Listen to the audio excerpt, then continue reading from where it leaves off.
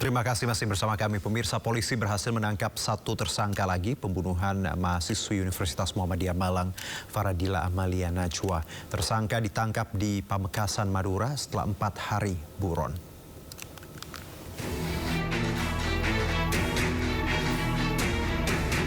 Tim Jatanras Polda Jawa Timur berhasil menangkap satu lagi tersangka pembunuh Faradila Amalia Najwa, mahasiswi Universitas Muhammadiyah Malang. Tersangka ditangkap di Pamekasan, Madura setelah selama 4 hari polisi melakukan pengejaran. Selama buron, tersangka selalu berpindah tempat untuk sulitkan polisi, mulai dari kota Lumajang, Probolinggo, Bondowoso hingga ke Pamekasan, Madura.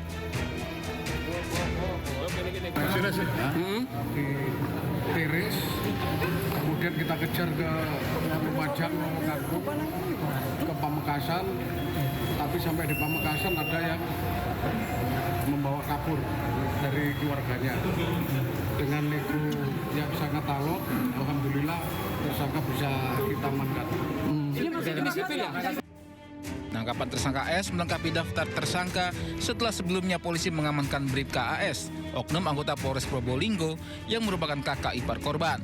Bribka AS diduga sebagai otak sekaligus pelaku utama dalam pembunuhan adik iparnya sendiri. Meski polisi masih selidiki motif pembunuhan, namun pihak keluarga meyakini pelaku membunuh karena ingin kuasai harta adik iparnya. Faradila Amalia Najwa, 21 tahun, mahasiswi semester 3 Universitas Muhammadiyah Malang, ditemukan meninggal dalam kondisi mengenaskan. Jasadnya ditemukan di selokan daerah Purwosari, Pasuruan dengan kondisi penuh luka lebam. Dari Surabaya, Jawa Timur, Hari Tambayong, iNews melaporkan. Bupati Bekasi Ade Kuswara Kunang bersama ayahnya HM Kunang ditetapkan sebagai tersangka suap proyek infrastruktur. KPK juga mengungkap peran dari ayah Bupati Bekasi sebagai perantara suap yang kadang minta jatah sendiri.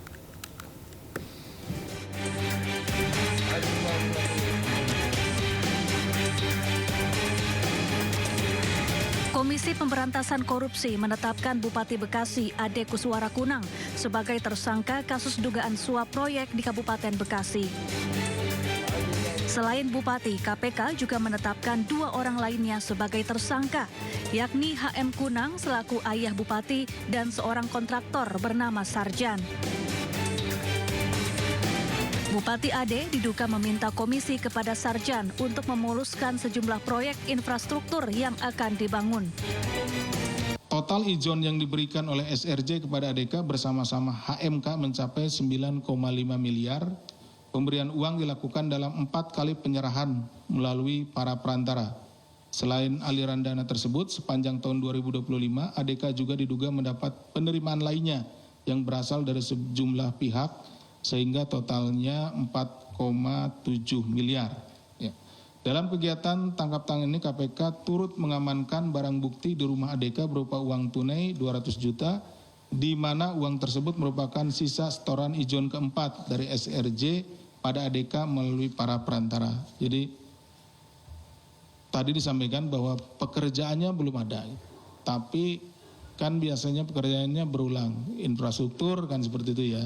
Infrastruktur nanti ada jalan, jembatan, bangunan-bangunan pemerintah dan lain-lainnya. Nah, dia sudah mulai ijon. HMK itu perannya itu sebagai perantara. Jadi ketika SRJ ini ya diminta, nah HMK juga minta gitu. Minta kadang-kadang tanpa pengetahuan dari ADK, HMK itu minta sendiri gitu. Sebelumnya Bupati Ade Kuswara terjaring operasi tangkap tangan KPK pada Kamis lalu. Bupati Ade diduga kerap meminta komisi proyek kepada pihak kontraktor melalui perantara ayahnya HM Kunang. Bupati Ade kemudian diduga menerima suap 9,5 miliar rupiah. Selain itu, Ade juga diduga menerima suap dari pihak-pihak lainnya senilai total 5,7 miliar rupiah. Tim Liputan iNews melaporkan. Ketua Umum Palang Merah Indonesia Yusuf Kala menyerahkan bantuan pada para pengungsi di Kabupaten Tapanuli Tengah, Sumatera Utara. Kehadiran JK menjadi penyemangat bagi warga.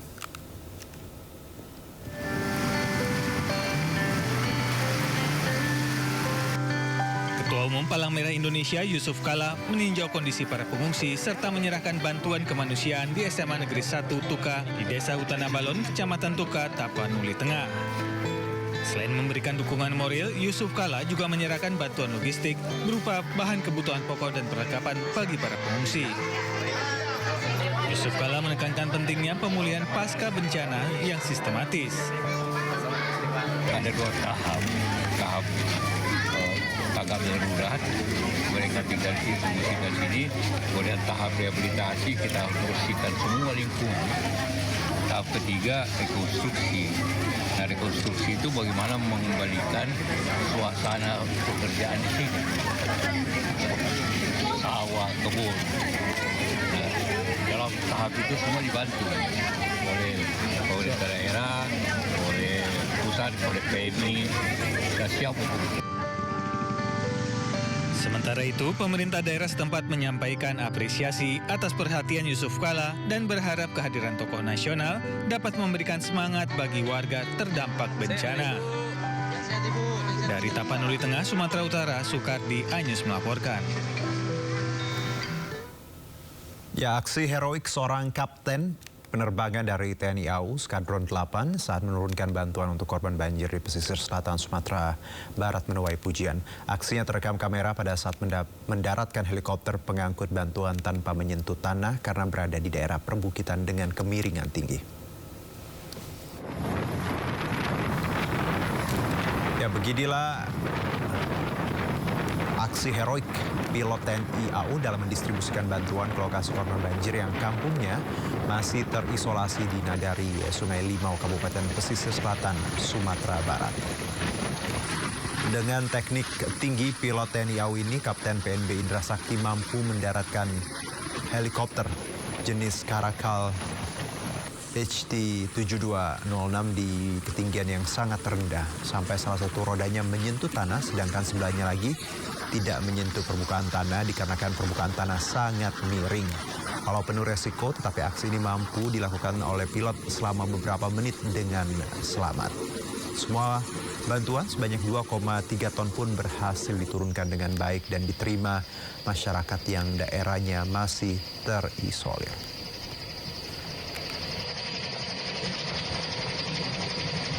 Akses jalan utama Kabupaten Gayo Luwes menuju ke Aceh Tenggara sudah bisa dilalui oleh kendaraan. Meski demikian, pengendara harus ekstra hati-hati saat melintasi jalan karena tanah dan bebatuan masih terus berjatuhan.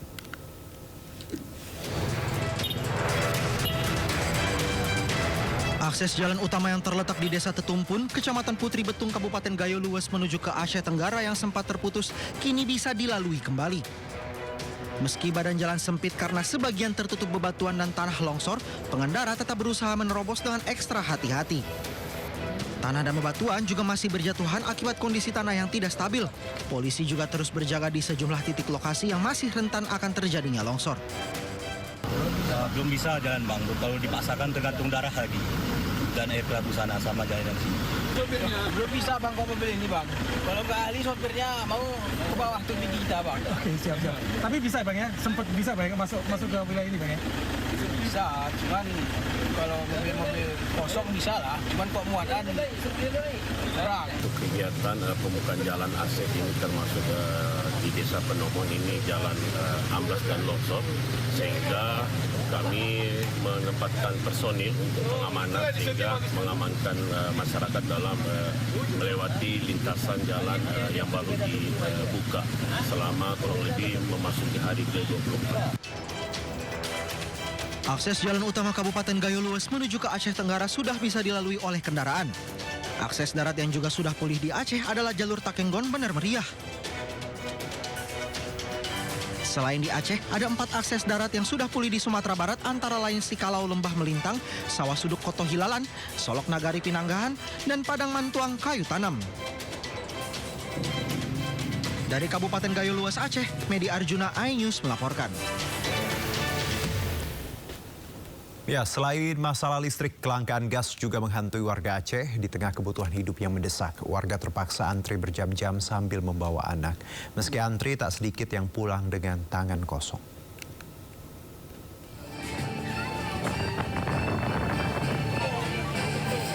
Gas yang seharusnya mudah didapat kini menjadi barang langka. Sejak beberapa hari terakhir, warga Banda Aceh dan sekitarnya terus mendatangi pangkalan LPG.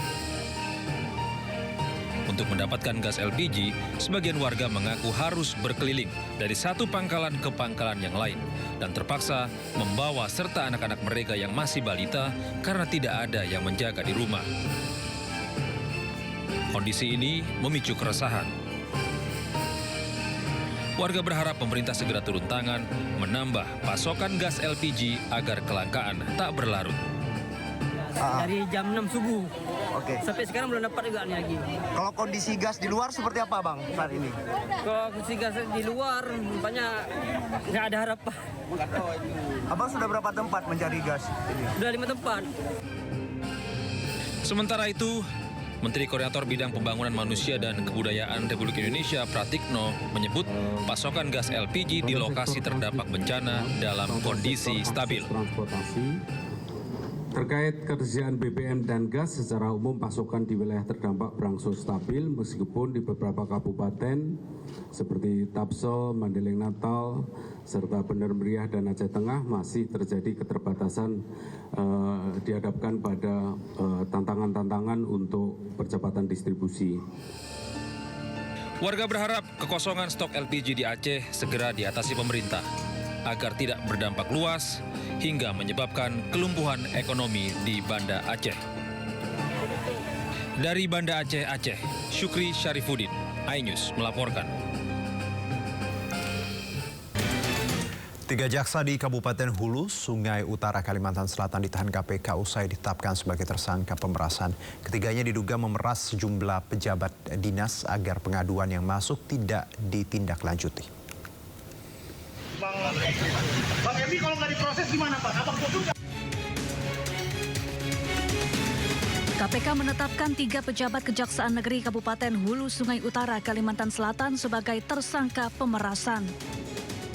Ketiganya adalah Kepala Kejaksaan Negeri Hulu Sungai Utara, Albertinus Napitupulu, Kepala Seksi Intelijen Asis Budianto, dan Kepala Seksi Perdata dan Tata Usaha Tri Taruna Faryadi. Tersangka Albertinus diduga menerima uang 804 juta rupiah dari sejumlah pejabat di kantor dinas Pemkab Hulu Sungai Utara. Pemerasan disertai ancaman agar laporan pengaduan yang masuk ke Kejari tidak ditindaklanjuti. Setelah menjabat sebagai Kepala Kejaksaan Negeri Hulu Sungai Utara pada Agustus 2025, Saudara APN diduga menerima aliran uang sekurang-kurangnya sebesar 804 juta rupiah. Selain melakukan dugaan tindak pidana pemerasan, APN juga diduga melakukan pemotongan anggaran Kejari Hulu Sungai Utara melalui bendahara yang digunakan untuk dana operasional pribadi. Dana tersebut berasal dari pengajuan pencairan tambahan uang persediaan atau TUP sejumlah 257 juta tanpa surat perintah perjalanan dinas SPPD dan pemotongan dari para unit kerja atau seksi. Sebelumnya, ketiga tersangka ditangkap KPK dalam operasi tangkap tangan Kamis lalu. Tim Liputan iNews melaporkan. Sebelumnya KPK gelar operasi tangkap tangan secara beruntun di Tangerang, Bekasi, dan Kalimantan Selatan. Dalam ketiga operasi turut terjaring sejumlah oknum jaksa.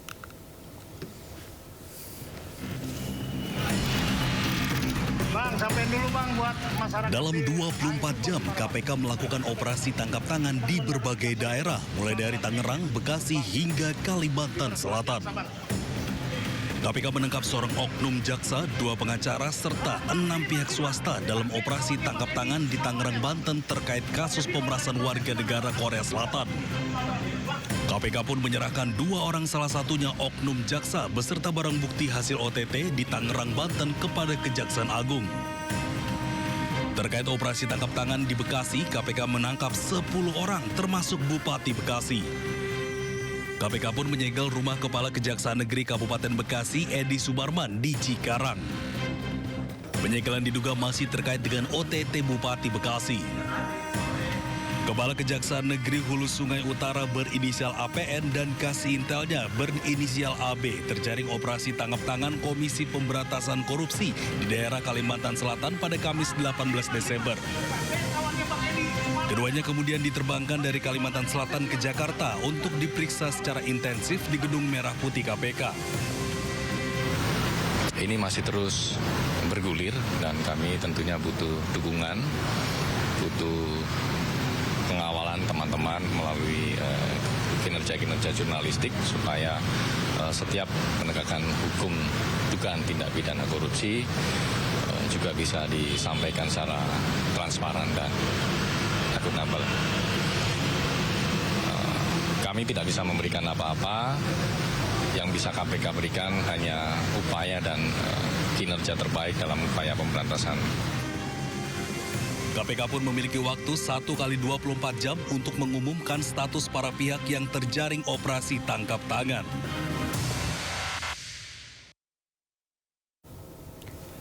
Kejaksaan Agung menegaskan tidak akan memberikan perlindungan kepada oknum jaksa yang terjaring operasi tangkap tangan oleh KPK di wilayah Banten. Hal ini disampaikan Kepala Pusat Penerangan Hukum Kejaksaan Agung Anang Supriyatna. Kejaksaan Agung memastikan akan menindak tegas setiap oknum jaksa yang terbukti melakukan perbuatan tercela. Dalam kasus ini, 5 orang telah ditetapkan sebagai tersangka, 3 diantaranya merupakan oknum jaksa. Ketiga oknum jaksa itu terjaring dalam operasi tangkap tangan KPK pada Rabu petang di wilayah Banten dalam kasus dugaan pemerasan terkait penanganan perkara tindak pidana umum informasi dan transaksi elektronik atau ITE. Dari perkara ini penyidik Kejaksaan Agung menyita uang tunai hasil dugaan pemerasan senilai sekitar 941 juta rupiah.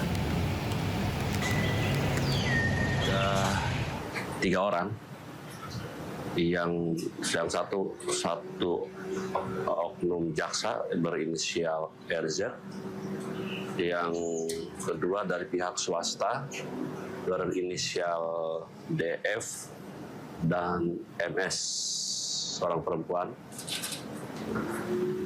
Dan tadi malam sudah lakukan pemeriksaan, sedangkan kami sendiri di tanggal 17 Desember sudah melakukan juga penyidikan terhadap perkara ini dan sudah menetapkan 2 tersangka.